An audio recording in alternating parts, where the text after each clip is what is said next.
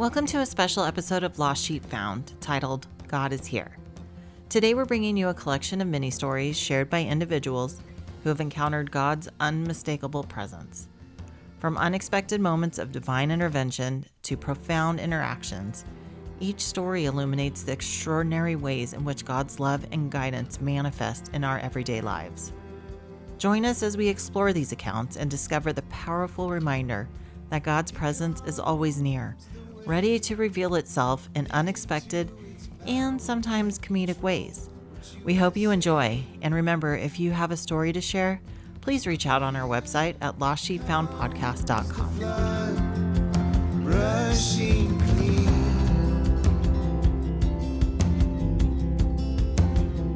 'cause there's a presence in the great beyond. Okay, so my story begins about 15 years ago. I was coming home from some women's event, I think, driving by myself in the car. It was late at night, 9:45, 10-ish, and I'm the only car on the road. Come to a red light on a fairly busy street. Still, I'm the only car on the road. And as I'm stopped at this red light, I'm just waiting. Light turns green, and immediately I hear this dog barking right outside my window. And I'm like, where in the world is this dog coming from? And I'm like looking, and there's no way that I can possibly go because I'm convinced I'm going to kill someone's dog who's out there in the street. And as I'm like looking back and forth, all of a sudden I see headlights coming down the cross street. Which on the left side, which would have been my driver's side, was a steep hill. And the car was coming really fast, you could tell, down the street and just flew through the intersection on a red right in front of me, going about 70 miles an hour. And I was like just stunned at the moment. And lo and behold, there were no more dog barking sounds, and I just carried on my way and made it home safe and sound. I think in that moment, I was just a little stunned. I think as I processed the moment the next day, talking to my husband, and realizing like there was no dog. There was it was instantly gone. And I think I was, at that point, I definitely knew that God had intervened on my behalf.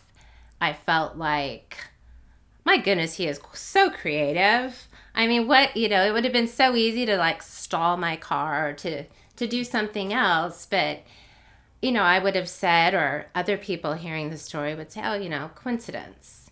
But a dog barking sound from a dog that wasn't there is definitely a God thing. And I think I also felt extremely humbled that, God would care that much to, stop a horrible situation from happening. Reaching out and reaching on. I want to share this experience that I had. It was a few years back. I remember it was in February of 2016. I was out grabbing something to eat before I had to pick up my kids from school. And, I just placed my order. I waited for my food, and I got my food, and I was walking to find a spot to sit down, and this lady stopped me, and she said, oh, I didn't know that they had that at this restaurant. Is it? And I said, yeah, it's really good. We should order it next time, and didn't think anything of it. And I sat down at a booth by myself. I started to have my lunch and then looked over, and the lady was staring right at me. And then I felt kind of odd. I was like, okay. She was just watching me as I was eating. At the same time, I looked at her and then looked away and kind of like tried to distract myself. And, I finished my lunch, got up, walked by the booth where she was at, because that's the way I had to get out. And she stopped me and she asked me what my religion was. And she's like, I hope you don't mind me asking you. And I said, no, I said, I believe in God, and, I was raised Catholic, but Catholic Christian. She said, do you mind if I pray for you? And I find it kind of odd, and I was like taken back, but I'm not going to deny prayer because I'm a believer. So she said if I could sit down with her, and she grabbed my hand and she started just asking me if anything was going on in my family, if everything's okay. And I said, yeah. She's like, I have a need to talk to you. And I said, okay. She says, I want to pray for you. So I told her, of course, I'm not going to deny prayer. So she started praying for me. And at the same time, I felt kind of like, God, if people were staring at us. So I kind of opened my eyes, and she was really deep in prayer. And when we were done praying, and she said, I want to pray for you because I sense that there's somebody sick in your family. And then she motioned her hand along the right side of her face, like above, like up and down, going up and down her face. And I kind of was like, I told her, no, nobody's sick in my family. And I said, but I told her I appreciate the prayers. And I stopped for a moment, and I said, what made you pick me? I said, do you sense something? Like, do you sense something from me, radiating from me? And I was just very curious. And she said, yes, I do. She didn't really say that she has this ability, but she says that she feels when some people need prayer. And so that took me back, and, I told her, I'm so sorry, I have to leave. I have to pick up my kids. It's early day for them for school, so I had to go get them. And I was like very rushed at that time, and I thanked her, and I was appreciative for her prayers. And as soon as I walked out and got in my car, I was thinking, gosh, I should have gotten her phone number. Like, what, maybe I do need these prayers along the way. But I was just so focused on getting to my kids' school because I didn't want to be late. Well, anyways, long story short, I thought she was mentioning like the person being sick. I thought it would be my husband because he was feeling sick, but he was feeling sick from his stomach for a few days, and that kind of freaked me out. But anyways, he got over it. A few months later, my dad was diagnosed with cancer, and I completely forgot about this conversation and this prayer I was having with this lady that I had met. And probably 3 months after my dad's diagnosis, all of a sudden, I was in my daughter's room, and I just was looking out the window, and I stopped in my tracks, and I was like, holy shit. Excuse my language, but I was just like, oh my God. She was telling me, she meant my dad. My dad was diagnosed with cancer, and it was in his mandibula on his jaw. And I, closed my eyes, and I tried to picture back vividly where this lady was pointing. It was the exact same area. And I was just like so taken back. I just was like, oh my gosh, she knew my dad had cancer like 5 months before that. And it was just so crazy that she knew. And I immediately texted my niece because she's a Christian, devout Christian. And I said why I didn't realize this before, but I just felt her presence. And she said, yeah, she sent me like this clipping from the Bible, and she texted to me, and she said that she's preparing me. But I just found it was just so crazy that this lady knew, and she knew I needed prayer. And God, I needed so much prayer because I was just lost. I felt so bad for my dad, and I felt really bad for my mother. But it's like they say, I've been reading that, we have angels here on earth, or somebody you learn a lesson, just from somebody's prayers you don't even know you need. But I don't know if I was really prepared for what happened because it was just so hard on the family because my father was the matriarch of a big family.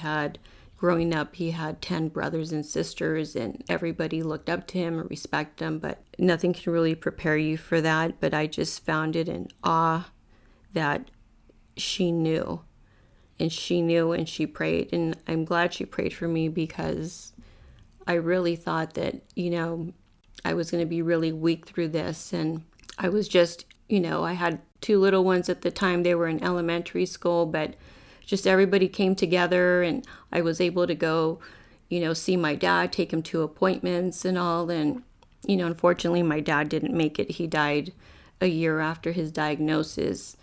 But I was just so blessed that somebody did pray for me, somebody unknown, but somebody did warn me of what was going on. And it just hit me like a ton of bricks, 3 months later after she told me that she was referring to my father. It was just so amazing. Yeah, and I believe that, I'm sure this happens to a lot of people. And you just got to take it with grace and accept the prayer and accept, just some type of, an experience like that, just to kind of dig deep into an intuition and feel like that, and that help you out. I'm glad I got to share this. Thank you. You're welcome. Here comes the flood. Okay, so my story is when I was probably about 17. I'd been driving for about a year, and then I got offered a car, so I would stop using my dad's car. He was annoyed. So I got my grandmother's old Chevy, like gunboat, big old thing. But I was so excited to get that car. It was like the best thing ever. So I totally stupid, like old grandma car, but I put all kinds of stickers on the back, all kinds of band stickers. I was in like punk and ska scene, so like everything. And then the kicker was I had this huge wiener dog sticker across the entire back windshield of the car. You could see it from like a football field away, and it said wiener dog in like big white letters. So it was just funny. So anyway, so my friend and I, and we're both Christians. I was raised Christian, so was she, and we've been Christians all our lives. And we were 17, and we decided to go to the Block and Orange. Do you remember the Block and Orange? Yeah, shopping, all that. And so my friend and I, we get in the car, and we're going. And I'd had the car about a month, and when I got the car, it's important to note that they had told me the emergency brake is broken, so that's not an option. So got the car, we're driving down the 5 freeway. We get to about the place where it comes to the 57 and all those interchanges of freeways. And you know how the traffic like slams to a stop, like, and I'm stupid. I don't know. I don't drive that way often. And we were going 70 and all of a sudden everybody's slamming on the brakes. I'm like, oh my gosh. So I tried to slam on my brakes. No brakes. There's no brakes. And I'm like, I don't know what to do. I'm freaking out. And I'm like, oh my gosh, the car's not braking. Not only was it not braking, but I took my foot off the pedal. It's not slowing down. I don't know if the car's computer or something got stuck on like revving. So it actually was speeding up and going faster and faster. And there's nowhere for me to go. So I don't remember making decisions through the whole thing. I just was like, oh my gosh, I got to get off the freeway because I have nowhere to go. So I went off the freeway, got off the off ramp. And of course, it's a red light in front of me. And I just remember, like, you know how people always say that thing about like, oh, time like freezes and everything's in slow motion. Totally was. It was totally in slow motion. And I remember, I'm like, I'm going to run into this traffic, like going through the intersection. I'm going to run into all these cars. It's going to be horrible. Like, and I'm going like 70 miles an hour still. The car was not slowing down. No emergency brake. It's broken. Can't use it. I'm pumping on the brakes because you learn that trick. Not doing anything. The brake pedal might as well not been there. So I was like, I don't know what I'm doing. I'm not making any decisions. And I see in slow motion, of all things, in the middle of the day, a big, long, black stretch limo is what I'm going to run into and hit like T-bone. And like at 70 miles an hour, I'm like, oh my gosh, we're going to die. My friend is like white knuckling it. I decide I don't want to hit this, limo. And I didn't make any decisions, but I just remember like, turn around. There's an on-ramp like right next to it was one of those where the on-ramp and the off-ramp are right next to each other. So I'm like, okay, I'm going back on the freeway. Turn around, make a like U-turn in like, there was no space. I don't know how we didn't hit the limo. I don't know how, it was a crosswalk. That was it. Made the U-turn. I'm starting to go on the freeway. I'm like, I still can't brake. I just want to be out of this car, So I'm like, I don't know what to do. And then it's like, go up on the embankment. I make another U-turn in the little lane, the on-ramp. And I make a U-turn and go up on this little slope of dirt. The car finally stops. It gets stuck in the dirt. The dirt was like soft. And it was enough of an embankment that like the car stopped. Yeah. So I'm like, I don't know. I didn't make those. I don't remember anything. All I remember is I was like a passenger and I seen the limo and like just visual things I'm taking in, but I wasn't making decisions and crazy. Like we would have died or something horrible. So the car came to a stop. Yeah. The car did not actually stop. So we get out of the car. My friend and I jump out of the car because we just want to be out of the car. And so we're standing next to my car that's in this little itty bitty, like maybe 10-foot, like square little section of dirt between the on-ramp and the off-ramp. And my car's still sitting there, revving. The engine's revving. These wheels are all four spinning in the dirt. And my car's still like, on a mind of its own trying to drive. And it's just sitting there stopped, but revving. And then I'm just laughing because my friend and I look and, it says Wiener Dog real big across the back windshield of my car. So my car is sitting there and we call AAA and we have to stand next to the Wiener Dog mobile while we're waiting. And I look like a psychopath that drove onto a, dirt slope and my car's revving. And so, yeah, that was my story. But on the way home and after, my friend and I were just like, what even happened to us? Because it was such an out of body, like weird thing. It was like we weren't in the car. We were watching it. But at the same time, you felt all that fear and all that. I mean, it would have killed somebody. It would have been really bad. We would have been maimed. Something horrible. I mean, and I just felt like God protected us. Somebody did something. Somebody took the wheel, made those decisions. I made multiple decisions. Somehow I got off the freeway without hitting anyone. I thought, okay, make a U-turn, don't hit that limo. Somehow I thought, don't go back on the freeway, like get up on this embankment.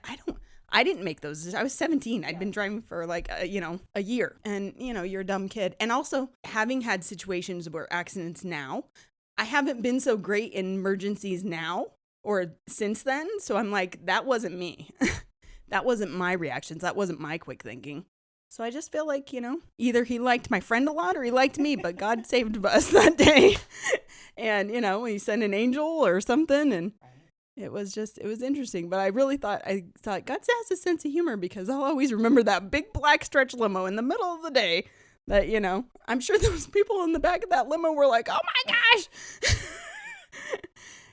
But yeah. And then, so after that, I've never put a big sticker on the back of my car that says Wiener Dog or anything else because I don't want anybody to recognize me when I'm doing something crazy. So yeah, I just feel like he saved me that day. I hope you've enjoyed these short stories showing that God is here. Whether he makes it known by a dog barking, an encounter with a stranger in a restaurant, or by him literally taking the wheel, God is here. If you have your own God is here story to share, please reach out on our website at lostsheepfoundpodcast.com. Feel it rage, 'cause there's a hunger in the face of doubt, reaching on